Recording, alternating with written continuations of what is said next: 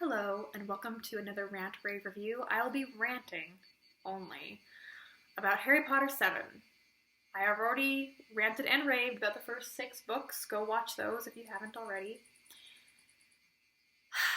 But this is only a rant. Book 7, the final end to Harry Potter. There's probably never been a sensation like the Harry Potter books. And we loved it. We were excited. As a Snape fangirl, the way book 6 ended, I was like, whoa, Snape is going to be a wanted man, wanted for murder. Even though I know, and in reality, we all now know, he didn't commit his murder. I mean, he did commit murder, but it wasn't, he's innocent, and he's on the run, and, oh, what's going to happen? Anybody could kill him at any time, and rightfully, lawfully, because, yeah, in the eyes of the law, he did something terrible. And people on the internet are also, at this point, theorizing about, is Harry a Horcrux? People already were thinking that, rightfully so. They were thinking, Harry's a Horcrux, which means he's going to have to die in order for Voldemort to be defeated. What's going to happen? And we're wondering, what's going to happen now that Dumbledore's not the headmaster? Who's going to be headmaster? What's going to happen at Hogwarts? And what are the Deathly Hallows? We all wonder all these questions. And it's, we're waiting with bated breath. And then, well, the cover was uninspiring. Orange, first of all. And just Voldemort and Harry reaching for something. Not too inspiring. Deathly Hallows, not a great title. But it's okay. We're willing to look over it. But since we are talking about covers, I will preface this review by pointing out why I have these editions. I believe this is the 10th edition? 10th anniversary edition? It makes Hogwarts, the spines, which is pretty darn great and awesome. But I wouldn't have had to buy it if I had my own copies. And I used to have my own copies of books 4, 5, 6, and when it came out, 7. And after I read book 7, I was filled with so much rage, so much hatred, so much disgust that I sold all my books to the local used bookstore. And that rage and hatred, like a dark miasma, caused the roof of that bookstore to collapse. I'm not even kidding, it actually did collapse like a week after I sold in my books. That's how much I hated. It actually collapsed from snow. But that's how much I hated book 7. So let's jump right in, shall we? Alright. Oh, I also should say, I mentioned in the other reviews that I went back and I reread those a couple years ago. I've only ever read this book once. So if I get anything wrong, that's why. But I don't feel like reading it again. Let's just take it from the top. So much promise. Yeah.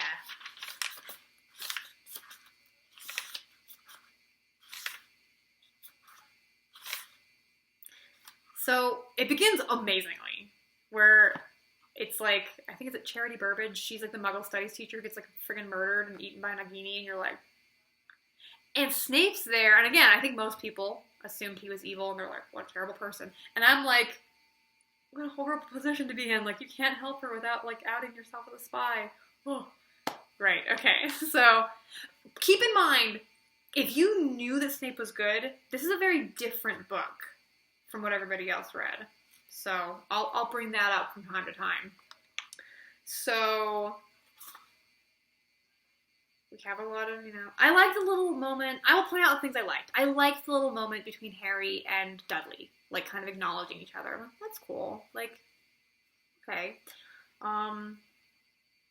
Oh, did I mention that I don't like, it was actually in the last book, but I was reminded of it here, randomly, Tonks and Lupin, like, out of left field.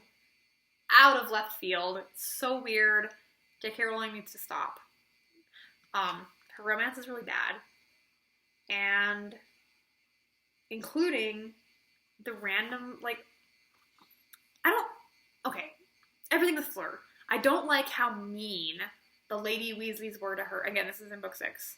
I don't like how mean the Lady Weasleys were to her And it was just that whole, like, oh, girls hate each other. Girls who are beautiful. And it's like, no, they don't, J.K. Rowling. Like, why do you have such a dim opinion of humanity? So that part was annoying. And then in this, they get over it.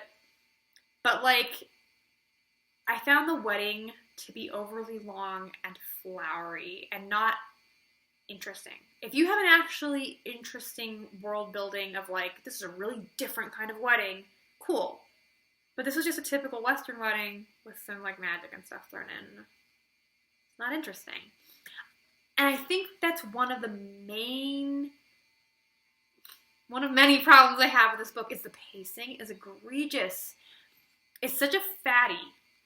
I think it's the second or third fattest book, and it does not need to be. There's so much that could be chopped out of this.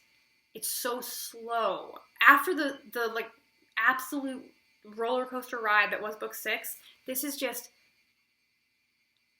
achingly slow. So boring. And then something crazy will happen, and then it'll just slow down again. And I'm like, J.K. Rowling. Again, camping in the woods. We all know it. There's so much camping in the woods, and I'm just like, why? Like, I get why they didn't go back to Hogwarts. Like, that makes sense, even though I would have preferred them having to do all their shenanigans while at Hogwarts. That would have been interesting. It makes sense that they weren't. However, just because your characters feel lost and sad and, like, they don't know what to do, your audience should not feel the same thing. Okay? Okay. So, alright.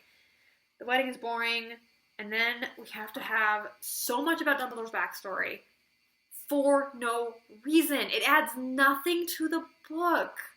Like, if you want to take all that, J.K. Rowling, and stuff it into Fantastic Beasts and Where to Find Them, please do. More power to you. I actually like those movies a lot. A lot of people give them, like, flack or something. But I really like both of them. And I like all the stuff with Grindelwald. I think he's a really cool villain.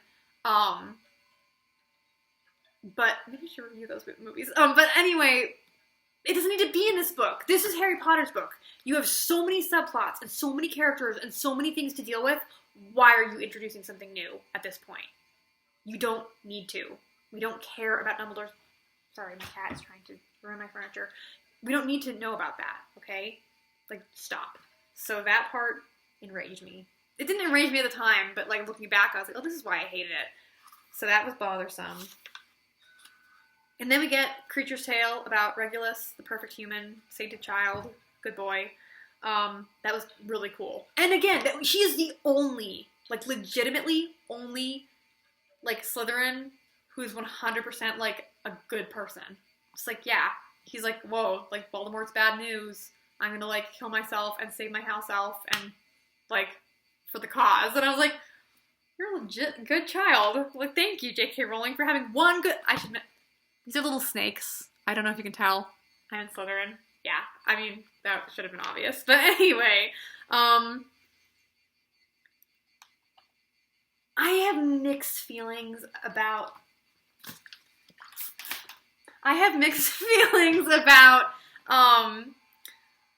all the stuff with the Ministry of Magic.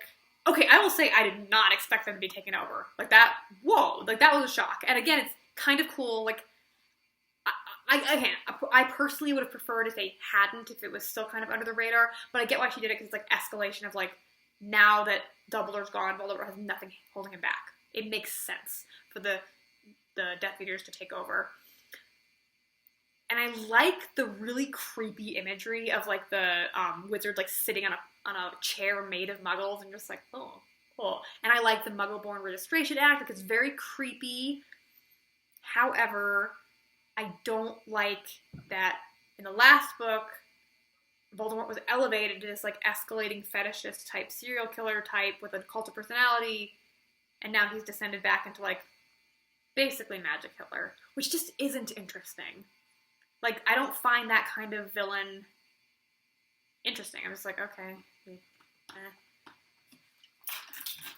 Sorry, my cat is constantly trying to destroy my furniture. Anyway, so again, like, not a great start. We are, 13 chapters in, and it's already, like, nothing really, other than Creature's Tale, nothing has really, like, sparkled for me. Whereas every other book at this point, I'm just like, yeah, this is amazing. This part, I'm like, nothing is really, nothing's grabbing my interest. Not a good start. We had to talk about goblins and the sword, Godric's Hollow, and Bathilda's secret. Like, that was really disturbing and kind of interesting. Although I wonder about, like, I have always wondered this. I'm like, is Nagini shapeshifted into a human, or is she wearing Bathilda's, like, body? Like, it's really creepy, but I kind of dig it. So I'm like, okay, that's, like, some good dark magic stuff. Okay. And then the life and lives of Albus Dumbledore. Oh boy, an entire chapter that we don't need to know about Dumbledore because not important. Who cares? Like, who cares? I don't care about Dumbledore. As you know, I do not like the man. And I think it's like, to show a different side to him. Maybe he's not perfect. I'm like, he was already not perfect, okay? He's arrogant, manipulative, he never tells people anything, he doesn't protect the students well enough. Like, he's obviously not a great person. You don't need to convince me of that, J.K. Rowling. And I will say, she does this thing where she, like, tells without showing. So there's, like, show versus tell, which is, like, a thing in writing. But what she does is she tells, and then she shows something different. So, like, she tells us James changed, but then never shows that he actually did that. As evidenced by his friends, who also tell us he didn't change. She tells us that Dumbledore is a super good person, who cares about Harry. She doesn't really show us that. It's like he's not, he cares about Harry only, apparently. Like, everyone else is chopped liver, especially Slytherin. Like, who cares about them? I don't remember in the movie I know in the movie he's like, Slytherin's winning, just kidding, here's a bunch of points to Gryffindor. I forget if that's in the book or not, but if it is, that's really messed up. Like, there's, like, children who are, like, 11 years old. Like, what are you telling them, Dumbledore? Nah. But I don't know if that's in the book, so don't quote me on that. But anyway, I'm mad at movie Dumbledore. The Silver Doe. Okay, again. So if you're reading this, I don't know what y'all thought, but knowing A, that Snape was good, and B, that he loved Lily, I was like, Silver Doe, like, James is a buck, and that's a doe, and it's a deer, and there's a thing, and maybe it's Snape. Is that Snape's Patronus? I hope it is. Yee! And then later on, when it's talking about Dumbledore's brother's Patronus is a goat, but you don't know that immediately, and Harry's wondering if it's a doe, and I was like, don't be a doe, like, no, and it's not, it's like a goat, and I was like, yay, it could still be Snape's, and I was right. So, The Tale of Three Brothers. Okay, so this part, so I'm annoyed by all the stuff with Dumbledore. But I'm not as annoyed with it as I am with the Deathly Hallows. And the Three Brothers and all that jazz. So, like, here's my problem. And I wrote a blog post about this called MacGuffins Matter. A MacGuffin is, like, a thing that you go to get. Like, the Maltese Falcon is this thing that everybody wants. Or, it's like that kind of a thing. The Philosopher's Stone is a MacGuffin. Like, there's so many MacGuffins in Harry Potter. And in this book, we have 5 MacGuffins. We have all the Horcruxes that, at this point, we have found 1. No. Yeah, we have the locket. And I think that's all we have at this point. So we are 21 to 22 chapters in, and we have 1 Horcrux. And I don't even think it's broken yet, is it? No, it is. Yeah, Harry, or, that kid. Ron came back and destroyed it. Okay, so we have 4 Horcruxes left. And we're like halfway through the book. More than halfway through the book. And she's like, whoa, 4 MacGuffins? How about 3 more? And I'm like, I'm sorry, what? And they're not really MacGuffins because they're not technically trying to get the ring, because we know that's the one that got destroyed. And we know that Harry's cloak is the cloak. But then you have the stupid Elder Wand. And it ruins everything. It ruins the book. Frankly, it ruins... except that I love the book series, it would ruin the book series. Because, okay. The whole theme... If you said what is the central theme of Harry Potter, it would be that love is greater than power. Like, love matters. Friendship and goodness and doing the right thing matter. Blood and magic and power, that's not important. Like, Voldemort thinks that's important, but it's not. Love and friendship matter. Just kidding. Did you know that both Harry and Voldemort are actually related to the three brothers? Oh my gosh, and that's how the cloak and the wand, not the wand, the ring passed down to them. Bloodlines, they matter. Did you know that the Elder Wand is the most powerful phallic symbol in the entire world? And it's super important, and it's super powerful, and that's like how Harry ends up defeating Voldemort. Like, that's important. That's way better than anything. And it's like, J.K. Rowling, like, since when does blood and power and all that nonsense and magic like, excuse you? Did you forget what series you were writing? Like, it completely undercuts everything. And it introduces a stupid plot hole, which I will get to, but it completely undercuts the point of the series. It's so dumb. It doesn't need to be there. I hate it. And it's like a subplot that completely derails everything else. And I'm like, but I don't care about the stupid, go away. We don't care about that. I want to know about the Horcruxes. Why did you spend so much time on anything that wasn't the Horcruxes? There's like 4 chapters of like Dumbledore / Deathly Hallows that aren't spent on Horcrux hunting. Like, why? I do not care for Deathly Hallows, and that's why I hate the title of the book.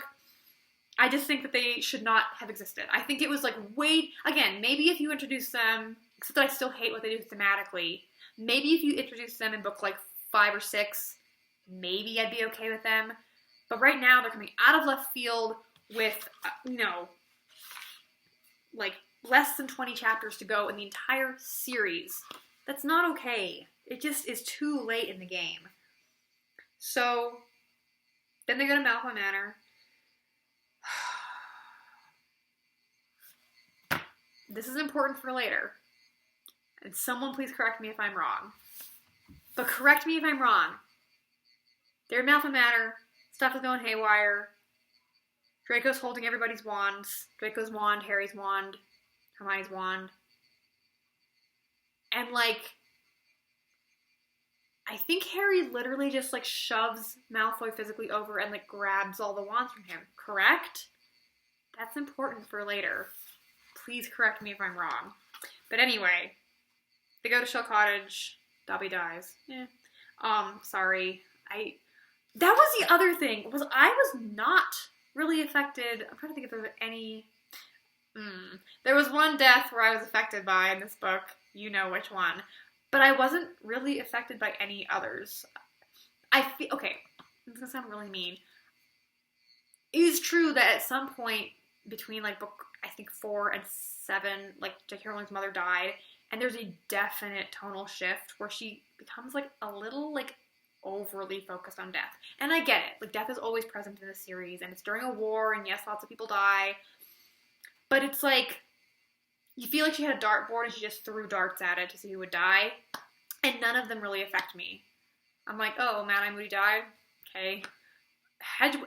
Honestly, Hedwig dying was probably the most effective death in this book. I was like, that's really sad. Like, she is a literal innocent animal who's been with Harry since the beginning. Like, that's affecting. Fred or George dying wasn't, only because I predicted it. I figured one of them would die and the other would live, because if I was writing it, that's what I would do. I think I would have killed J.K. Rowling if she had killed Molly Weasley, but I didn't think that was going to happen, so I wasn't scared, and I knew that Snape was going to die, because, I mean, hello, it's me. But other than that, I just didn't care. Oh, I'm sorry, I forgot the most important death. Peter Pettigrew. Like, what a waste. I mean, I don't even care about him as a character. Like, I think he's pretty, like, shallow, one note, one-dimensional. But you could have had him do anything. Like, maybe fighting and maybe Lupin would have to kill him for some reason. Because, like, they used to be friends, and that would be dramatic. Or literally anything. Like, it's so bad and not good. And he's just like, oh, I, like, didn't kill him immediately. And I'm like, anticlimactic, J.K. Rowling, your mojo. Where's your mojo, man? I don't know. I don't remember at which point it is, but I'm just going to bring it up now because I remember it. there's some part where they are talking, they meet up with Lupin and Tonks, and like, I don't remember exactly. Basically, Tonks is pregnant because Lupin and Tonks are married inexplicably, and Lupin's basically like trying to nope out on his wife and child. He's basically like, what if they're a werewolf? I don't know about the werewolf. I'm a coward, and I'm gonna like nope out on my own wife and child. And Harry's basically like, no, you're friggin' not. And I'm like, yeah, Harry, you tell him.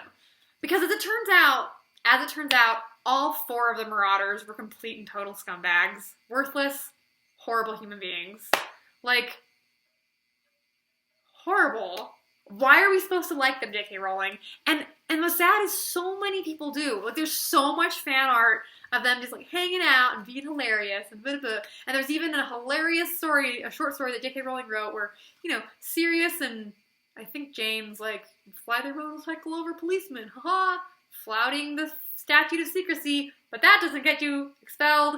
I just hate them so much. I'm like, and again, J.K. Rowling tells us that, like, they're these kooky young teenagers, and now they're not young and they're old, but they're still garbage. I'm sorry. I just don't like the Marauders, and I just don't like them. I don't, like, can't stand them.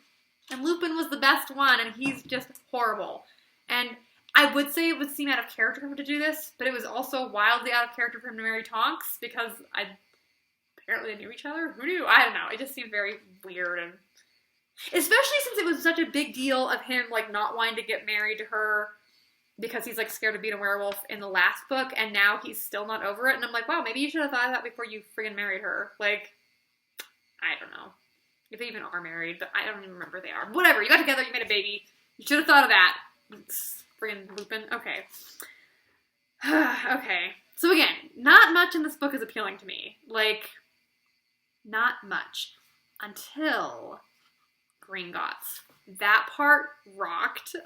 You have to break into the most, like, locked down, magically protected bank in the world, and then you gotta fly out on a blind dragon. I was like, 10 out of 10. Oh, and you have to pretend to be, like, one of the people you hate most in the world. So good.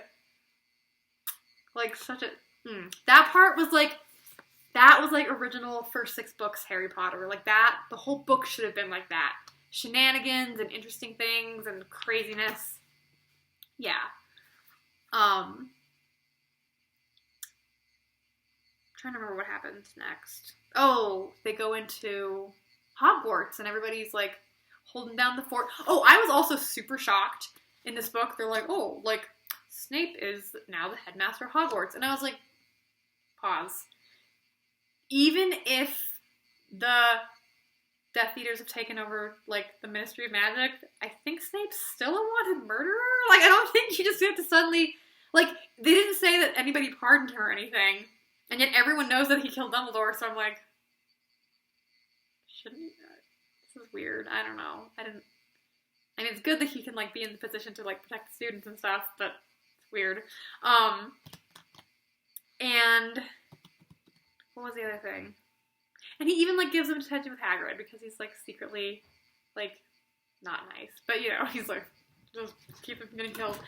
Also, side note, I love that Voldemort put, like, a hex on his own name, so if you use it, he can find you. Like, that... She does such good dark magic. I'm like, J.K. Rowling, just write a dark fantasy. None of this love and nonsense is... Clearly it doesn't matter. Only magic wands that are super powerful matter. Lost Diadem, meh, I felt nothing. The Sacking of Severus Snape. Okay, so he, like, jumps out the window and, like, flies because he can do that now. I didn't know he could. And I thought he, like, committed suicide, and I was ready to, like, hurl the book across the... I was like, what? And then he's like, he flew away. And I was like, okay, because I was like, don't you do me dirty like this, J.K. Rowling. No. It's okay. For now. Also, people seem to throw around the word coward, like, weirdly. Like, at that point, McGonagall calls him a coward, and I'm like, but he didn't, I mean, it's not really cowardly, like, I don't know. I guess he was running away, but I don't know. I rather like cowards, TBH. So I'm like, what do I know? The Battle of Hogwarts, yeah. The Elder Wand, yeah. The Prince's Tale. So, okay. So, again, I would be very... Oh, no, I'm sorry. Wait, am I insane? Oh, yeah, Elder Wand is where Snape friggin' dies. Okay, so... Here's what bothers me. I knew Snape was gonna die. But I didn't know he would die in such a lame way. So... You're a double agent. You should probably be, like, expecting to be outed and like, killed at any moment, so you should be on your guard. And Voldemort's like, hey, Snape, like, come here to this secret location. I believe it's a Shrieking Shack, correct? This is actually important because Elder Wand, 638. Ugh. I'm sorry.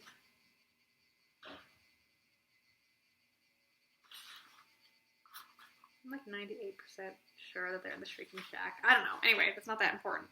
But the point is, Snape should have, like, fled. Like, as soon as Voldemort was like, I need to talk to you alone, Snape should have been like, bye, nope out.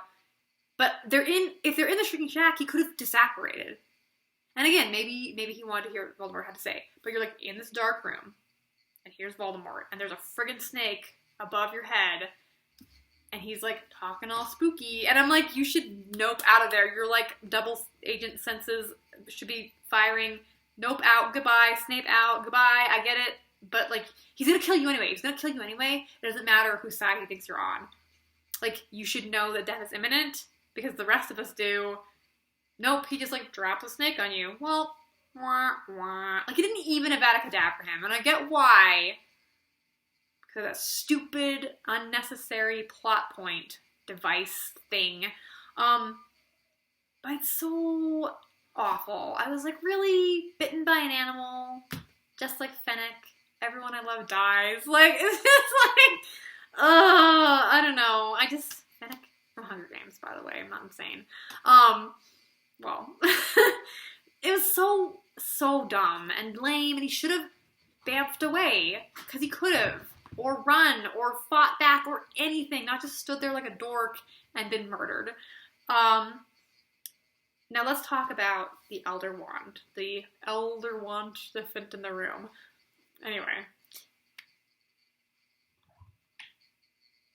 The reason Snape died was because Voldemort thought Snape, was the master of the Elder Wand. Because Snape killed Dumbledore, who was the previous master of the Elder Wand.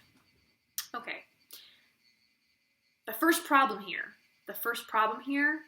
is that I think Dumbledore intended that. I think Dumbledore was like, I know this is super powerful, and I know Voldemort will want it after I die, so Snape will have it when he kills me. Good. Did you tell Snape that, Dumbledore? Was there something that maybe you should have told someone so that they would be on their guard after you're dead against one specific person who might want them dead, so that maybe they might still be alive. Maybe he got him killed just like he got Sirius killed. Like, Dumbledore's so horrible and I hate him so much. That's the first problem with that. I will discuss the second problem with it when we get to, like, the end of the book. So, okay. The Prince's Tale. At this point, I assume that everybody else is like, yeah, Snape's dead. Oh, you killed Dumbledore. And at me, I'm just like, I feel nothing. Because I know Snape was a good person, and he died in the lamest possible freaking way.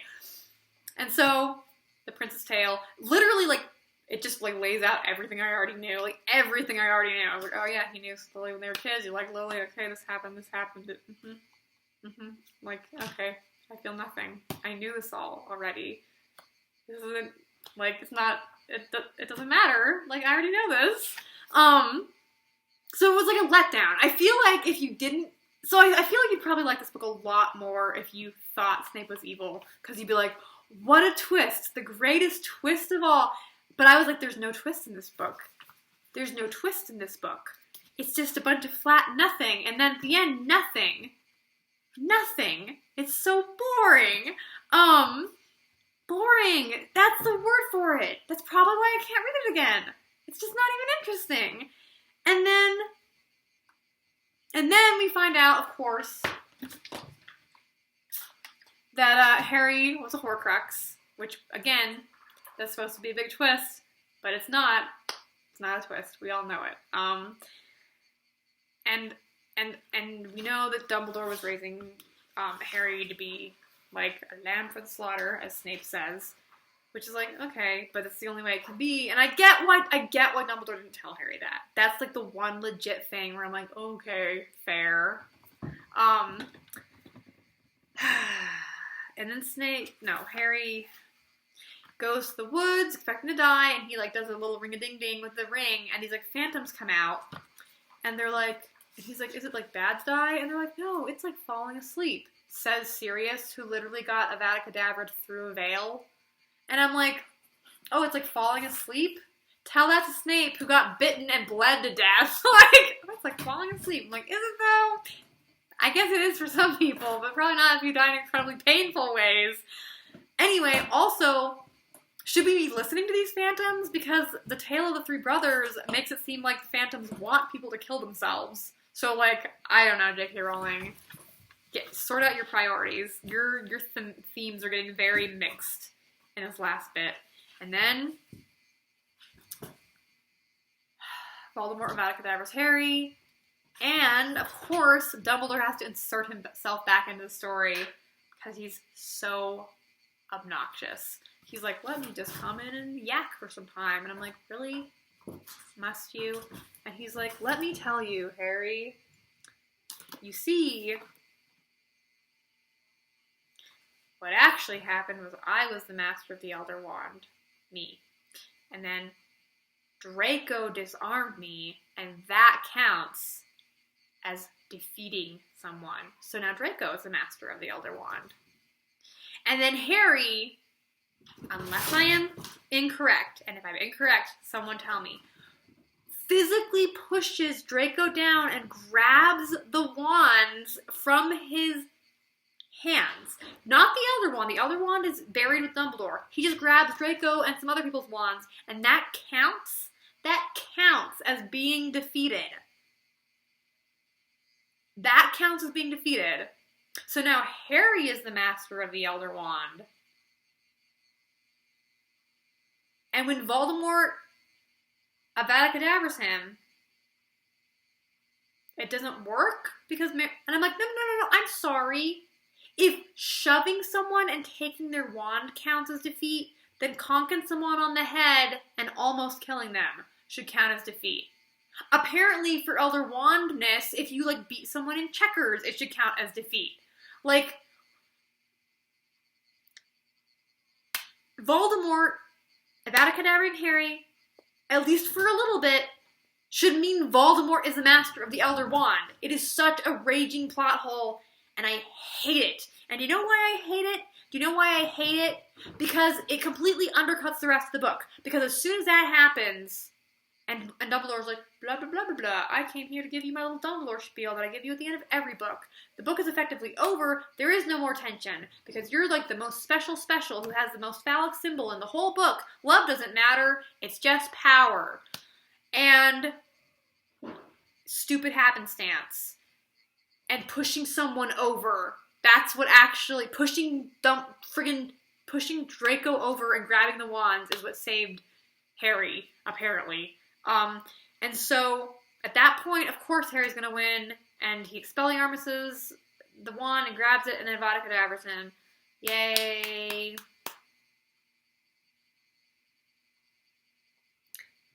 And then we have the horrible epilogue, which is like, I'll get to at the very end. First, let's discuss what should have happened. First and foremost, there should have been no Deathly Hallows. Not a thing. Secondly, the people who ended up oh my gosh, I forgot about this part. The people who actually end up destroying the Horcruxes should be in some way important to either the story or to Voldemort. I would love if Snape had been the one to kill Nagini.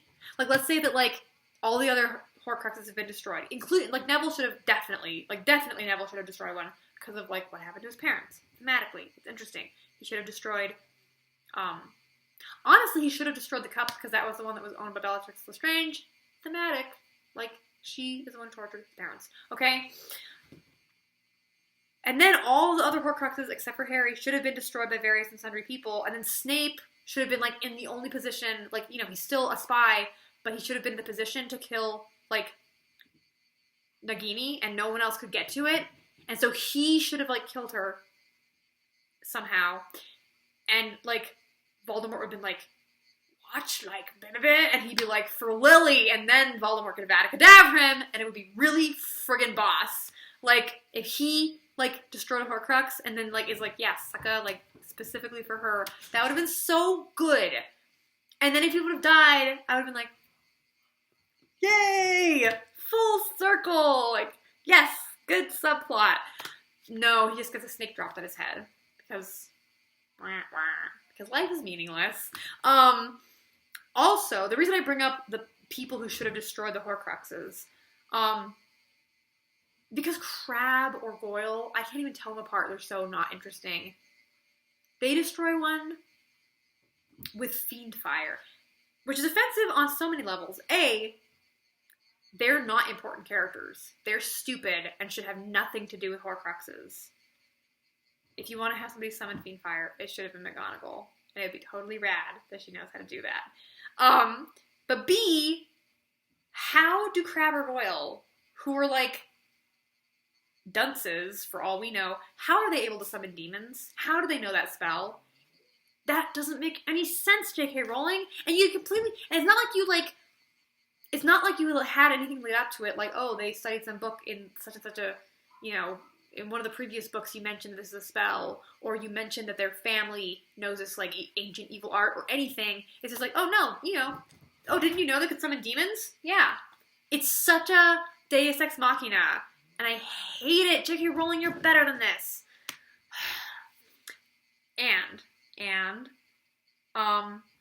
Finally, the final Horcrux is, of course, Harry. But you're like, oh my gosh, he's gonna die if, like, he kills Voldemort. Well, okay, no. So here's how you solve it. You have one throwaway line somewhere in the book when they're discussing unforgivable curses about Avada Kedavra. You could even have it where one of the ghostly phantoms or something talks about how the way it works, because it doesn't leave a scratch on your body. It just kills you. And you're like, well, why does it kill you? How does it kill you without... Well, it just separates your soul from your body. It's like falling asleep, okay? You can even have that, like, reiterated. Therefore, when Voldemort kills Harry with Voldemort's own freaking wand, because it's the only one he has, it expels his soul from his body. Only Harry has two souls in his body, and the one it expels is the Horcrux. At which point Harry is by himself.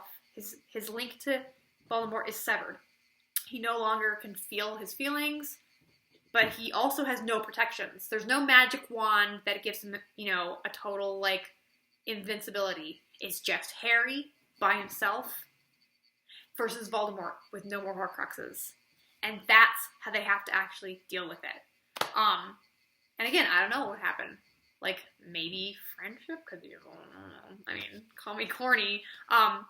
Side note, I think it would be totally rad if Neville actually turned out to be the chosen one, because the whole series is called Harry Potter, and if the whole series is called Harry Potter and he's not even the chosen one, but just a really important Horcrux, that would be totally rad. But anyway, on side note, if it's Harry versus Voldemort, that's totally fine with me. It would have been so much more satisfying if it's mano a mano, nothing else extra, like, and again, and it would be friendship. It's because, like, you basically killed 7 different people to, like, separate your soul and tear it apart, and, like, and here's how you do it, okay? I'm just, like, fan-fictioning right now. You have these, like, pieces of your soul, and it's not a one-to-one match, because Harry is Harry, but Voldemort is just 1/8 of a human being. And he got that way, defeated, not by Harry, but by every other person. Like, everybody helped destroy the Horcruxes. Like, you know, Neville destroyed Neville helped defeat you, Voldemort and Ron helped defeat you, and Ginny helped defeat you, and McGonagall or whoever, and Snape, and you. Yeah, and it would be cool. And then you could take him out with not even a Vada Kedavra, just some completely minor spell. But when you have only 1/8 of a soul left, bam, yeah. J.K. Rowling, please rewrite this book. So anyway, the last horrible, egregious thing in this book is the epilogue, which I especially hate because I have read Tales of Beedle the Bard, and she goes out of her way to make fun of, cutesy writing in books. And then she has the audacity to begin her epilogue. The morning of the 1st of September was crisp and golden as an apple, and a little family bobbed across the rumbling road towards the great sooty station. The fumes of car exhaust and the breath of pedestrians sparkled like cobwebs in the cold air. J.K. Rowling, please don't talk about cutesy things. Yeah. Anyway, and then we have, I call it a 101 Dalmatians ending, where all the boys look like the dad, and all the girls look like the mom, because that's how human genetics work, of course. And I did not know that Tonks and Lupin had died until the epilogue, by the way. I was reading so fast, and their deaths were so unimportant that I skipped over it by accident, and I was like, wait, what? Oh, apparently they're dead. Good job, J.K. Rowling. I really felt that death. And then they name their children after dead people, which, I get it, it's a thing, but okay. Albus Severus. The poor unfortunate boy with his poor unfortunate name. I can see naming him Albus. That's cool. But then to name him Severus after the bravest man you ever knew. And I'm like, stop. Okay. Here's where book 7, here's where it all comes to play. Here's where it all comes crashing down. Because the rest of it was just boring and egregious and thematically awful. But then that was the nail in the coffin, and I was like, oh my gosh, no he isn't. And this is me, a Snape fangirl. My mom and dad, I'm not even, okay, before this book came out, they were like, are you going to be okay reading it? What if something horrible happens to Snape? Are you going to be okay? They knew I loved Snape that much. That's the level of, insanity. My own parents were worried about me freaking out, or I don't know, coming unglued if Snape died, even though I already knew he was going to die. Or I think they thought he was going to be evil, and I was like, how dare you? He won't be evil. Okay, he's not the bravest man you ever knew, Harry. He's not the kind of person you name your child after, Harry. Because he's not a good person, J.K. Rowling. You tell us things and you show us something different. And that is the nail in the coffin, Snape's memories. Because even though I knew all of it, I didn't really understand all of it. So, again, I was very much anime. I'm still in love with anime. And you have these characters like Stein in Soul Eater, or Aizawa in Boku Hero, who, there's this, it's this model of, the strict mean teacher and or crazy teacher who's, deeply cares about the students and would die for them. And the whole time I'm reading this, I'm thinking, that's Snape, even though he's a lot meaner than those characters. He's really mean and he's really terrible, but he would, die to protect the students. Because in book 1, when he's, casting the thing on the broom so Harry won't fall off, and even in this one, when he's headmaster, he kind of does protect the students and sends them off with Hagrid instead of other detentions he'd give them. And the whole time you're and you know that, and I know that he's doing this because he loves Lily, and that's why he became good. But then it's I don't know, when I read this I was wait, it kind of it made me realize he's only doing this for Lily, and he never really became good. If Neville was the chosen one, Snape wouldn't have protected him. I mean, Snape might not even have left the Death Eaters, but he certainly would not have protected Neville or cared about Neville at all. At all. He was only doing it because of Harry, and he only protected Harry, not because he cared about him even as a human being, or even about the cause. it was only because of Lily. And, like, theoretically, you're like, yeah, he's helping the cause. But I'm like, but did he actually change? Yeah, he tells, I forget if it's Slughorn not to use the word or Nidulus Black not to use the word mudblood. But it's like, you're never really shown him being a genuinely good person 100%. It's only, like, for Lily. And I'm like, okay, but, like, is there anything more to your character, I guess? And there wasn't. I was like, you don't even care about, like, the students? Like, I mean, I guess he does, but not as much as I thought. I thought he was more, I don't know, more of a good person. So the whole, like, is Snape good or is Snape bad? There's all these t-shirts and all these posters and everything. And I was like, I guess the answer is kind of neither. Like, he's on the good guys team. And he's willing to do good things. But in the end, I find his character to be shallow.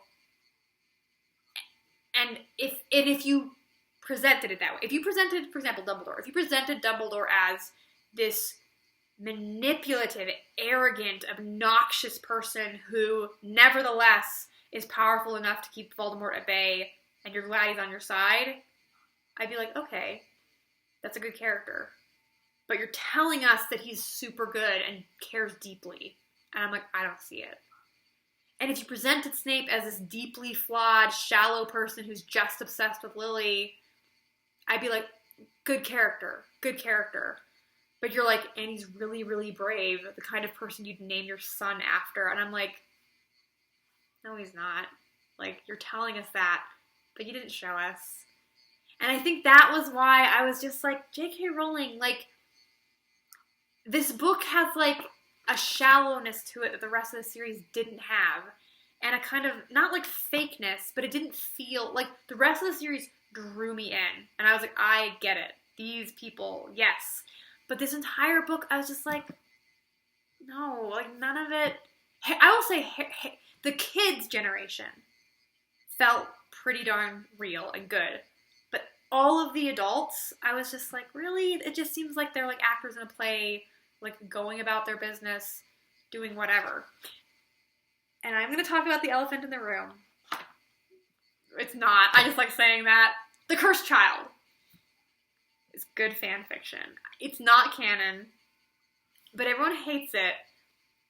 But I like that it addressed that, like, Albus Severus has a total, like, complex because his parents... And that's what... The other thing is, like, even though it's, like, 17 years later and you're supposed to think, like, oh, life is moving on and getting normal. I'm like, no. All those children are basically, like, what is it called? Saddled with these, like, names and expectations, and it's insane. Like, let them go on and live their lives. Which they weirdly address in Cursed Child. And I'll say this. I'm going to spoil the whole... No, I'm not going to go into it. But there's a scene where there's time travel involved, and they go to the future if Voldemort had won. And, like, Snape is, like, a deep double agent, like, still after, like, years and years. And he basically, in order to let the main characters escape, he, like, totally sacrifices himself. And these people have nothing to do with him. I mean, technically they're, like, Lily's grandchildren, I guess. But, like, whatever. But he, like, actually sacrifices himself properly to, like, let them get away. And I was like, yes, that's the death I wanted. Like, good, yes, these people, yeah. Like, I was like, why is Cursed Child doing something better than the canon? It's not a good play, guys. But yeah, it just didn't ring true. And it made me sad that the series ended that way. So I'm just gonna live in my world where, you know, Harry went mano a mano against Voldemort and there were no Deathly Hallows and everything was better and people died properly. Because this is just not, I just don't like it. But I love Harry Potter. And that's why I'm doing a rant and a rave and a love-hate review. And why this is almost an hour long. Because I wouldn't rant this long if I didn't have deep feelings, and I would not have deep feelings about this book if I didn't love all of these ones. This is like a fair to middling book. This is not, on its own, if this was a one-off, I wouldn't even care about it. But because it is on the heels of these, I can't allow its flaws to pass without comment. Like, I love these books so much, and I always did, and I always will. Despite their flaws, I don't even care. I love them. And I'll reread them and reread them because they're great. And I love their characters, and I love their setting, and I think J.K. Rowling is such a good writer. I wish she'd write more fantasy. I would love for her to write a brand new fantasy series. I would read it in a heartbeat, 100%. Yeah, because I think that despite Book 7's flaws, she's good writer, and I would read anything else. Not anything else. I wouldn't read Casual Vacancy. Oh my goodness. But I would give her other fantasies a shot if she would try. So, yeah. If you haven't read Harry Potter ever, please read them. They're 100% worth it. Just don't read Book 7 and make up your own ending. And if you haven't read them in a while, reread them again, because they're going to have a different feel and different flavor from the first time you read them, or even the second time you read them. Every time you read them, you'll notice something new. And, I don't know, in my opinion, like, ever since finishing Book 7, there's been like a Harry Potter-shaped hole in my heart, and it was kind of filled by Soul Eater and things like that, like Soul Eater and My Hero Academia, in a way, like the magic school-esque part. But there's just something special about that world that J.K. Rowling created, and there's nothing else like it. So there's nothing that'll fill that Harry-shaped hole in my heart because it's already filled by this. So I love Harry Potter, even though I'm really mean to it sometimes. I love it. So I guess I'm recommending the series, even though you probably don't need my recommendation. But I hope you enjoyed my reviews. I hope you enjoyed my salt. I rant because I care. See you next time.